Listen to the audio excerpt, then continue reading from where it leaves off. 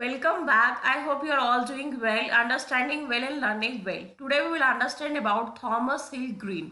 अब इनकी क्या विचारधारा है और ये कैसे सोसाइटी को ज़्यादा इम्पोर्टेंस देते हैं और ह्यूमन राइट्स की क्या ये बात करते हैं, उसको आज हम बहुत ध्यान से समझेंगे। और इनकी एक ऐसी फेमस बुक है जो एग्जाम में बार बार पूछ ली जाती है। पहले मैं आपको उस बुक का नाम बता देती हूँ। बुक का नाम है lectures on the principal of political obligation. ये बुक बहुत बार एग्जाम में पूछ ली गई है कि भाई ये बुक किसने लिखी है। अब ये क्या थे, कौन थे, इनकी क्या आइडियोलॉजीज थी, हम उस पर ध्यान देते हैं। ये क्या थे? एक फिलोसफर थे ब्रिटिश आइडियलिज्म के। आइडियलिज्म अगर हम देखा जाए तो एक ऐसी विचारधारा है जो परफेक्शन में, एब्सोल्यूट चीजों में और एब्स्ट्रैक्ट चीजों में विश्वास रखते हैं कि जो वैल्यूज होते हैं वो एब्स्ट्रैक्ट होते हैं और अपने में क्या होते हैं, कंप्लीट होते हैं। और इनको रिगार्ड किया जाता है कंजर्वेटिव कम्युनिटेरियन थिंकर भी। कंजर्वेटिज्म अगर आप समझे तो वो फिलोसफी होती है जो चेंजेस के खिलाफ होती है। ये मानते हैं कि जो सोसाइटी में पुराने तरीके से चीजें की गई है, हमने उनसे बहुत चीजें सीखी है और अगर हम चेंज लाएंगे तो हमारी लाइफ इनस्टेबल हो जाएगी। थोड़ा थोड़ा ग्रेजुअल चेंजेस ला सकते हैं, बस सडन चेंजेस लाना अच्छी बात नहीं है। और कम्युनिटेरियन मीन्स जो लोग कम्युनिटी को ज्यादा मानते हैं, कम्युनिटी के बारे में ज्यादा सोचते हैं एज कंपेयर टू इंडिविजुअल। अब इनकी जो बुक्स है इंपॉर्टेंट, एक ही wrote long introduction to David Hume's treatise of human nature. उसके बाद lectures on principle of political obligation जो बुक में बहुत बार पूछ ली गई है एग्जाम में। और देन आपका प्रोलिंगमन टू इथिक्स।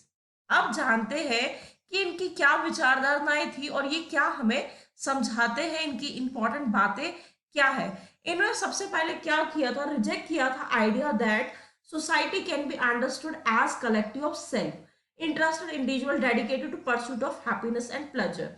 ये इस आइडिया को रिजेक्ट करते हैं। ये चीज आपको सबसे पहले समझनी है। ये कहते हैं जो relationship between individual and society है वो कॉम्प्लेक्स है, मतलब एकदम उलझा हुआ है। क्यों? क्योंकि जो एक इंडिविजुअल है वो एक सोशल बीइंग है।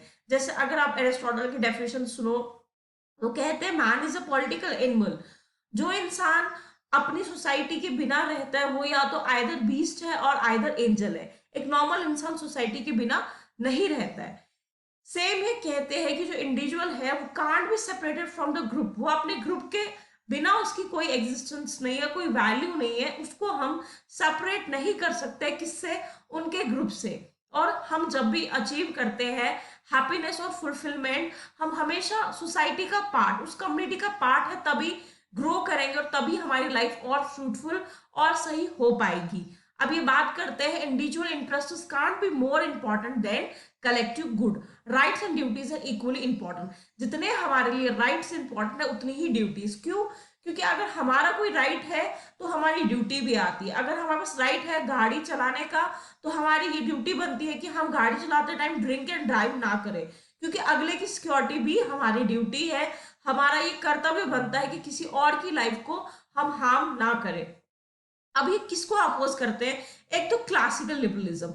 अगर आप क्लासिकल लिबरलिज्म समझते हैं, मतलब ये वो लोग थे जो स्टेट का कम से कम रोल मानते थे और ये मार्केट को पूरी तरीके से फ्रीडम देना चाहते थे। कि ये चाहते थे जैसे एडम स्मिथ जैसे थिंकर्स कि मार्केट खुद सेल्फ रेगुलेट करती है चीजों को। और दूसरा सोशल डार्विनिज्म।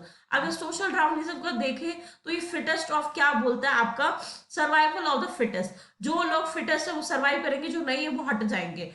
एक इंपॉर्टेंट कोड भी था शायद, a drunkard is where he has to be. कि कोई इंसान अगर शराब पी रहा है, अगर वो गटर में है तो बेटर प्लेस है उसके लिए गटर। तो ये सोशल डार्विनिज्म की थ्योरी के हिसाब से चीजें देखी जाती है। बट ये इन चीजों को क्या करते हैं, अपोज करते हैं। क्यों? क्योंकि सबसे पहले ये कहते हैं कि जितने हमारे लिए राइट्स इंपॉर्टेंट है उतनी ही हमारे लिए ड्यूटीज भी इंपॉर्टेंट है। जितने हमारे लिए अधिकार इंपॉर्टेंट है उतना ही हमारा क्या कर्तव्य बनता है सोसाइटी के प्रति, वो भी हमारे लिए जानना बहुत ज्यादा क्या है, जरूरी। अब इनका जो एक है व्यू है, इनकी विचारधारा है, ये बोलते हैं जो फ्रीडम है वो एक सबसे ज्यादा इंपॉर्टेंट पर्पस है गवर्नमेंट का, टू मैक्सिमाइज द फ्रीडम। अगर हम फ्रीडम प्रोवाइड करेंगे उससे क्या होगा, और ज्यादा फ्रीडम जो है बढ़ेगी। और maximising freedom by removing constraint. Constraint होती है कोई भी रुकावट, is not more physical external restrictions negative freedom, क्या हम उसको रोक सकते हैं, हटा सकते हैं। उसके बाद जो ग्रीन कहते हैं Constraint is understood in a broader sense. Green gives a positive conception of freedom. वो एक पॉजिटिव कंसेप्ट देते हैं फ्रीडम का, ठीक है। ये बोलते हैं फ्रीडम एक रैशनल फ्रीडम है। रैशनल मतलब अपनी विचारधारा है।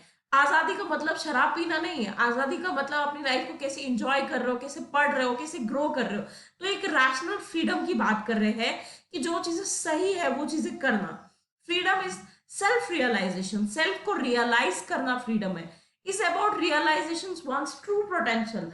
आपकी लाइफ को खुद का, जैसे आप पढ़ने में बहुत अच्छे हो, आप और मेहनत करो और ग्रो करो, अपने आप को और बेटर कितना अच्छे से जान पाते हो, समझ पाते हो, वो चीज आपका एक्चुअल फ्रीडम है। ना कि आप कोई गलत चीज करते हो, गलत काम करते हो, वो फ्रीडम नहीं है। उल्टा वो चीज आपके लिए क्या है, एक बर्डन है। Freedom to become the best that one can be. आपका एक्चुअल फ्रीडम है कि आप वो बेस्ट बन सकते हो जो लाइफ में आप जो भी करना चाहते हो उस चीज को हासिल कर पाओगे। So it was all about your Thomas Hill Green. Today we understood about him. और इनकी इंपॉर्टेंट बुक जो एग्जाम में अक्सर पूछ ली गई है, that is lectures on principle of political obligation. और इंपॉर्टेंट ये बोलते हैं राइट्स एंड ड्यूटीज हमारे लिए दोनों ही इंपॉर्टेंट है। एक इंसान सोसाइटी का पार्ट है और वो सोसाइटी के बिना नहीं रह सकता है, सोसाइटी के बिना ग्रो नहीं कर सकता है। So that is the main point जिसपे वो रियलाइज हमें करवाने की कोशिश कर रहे हैं।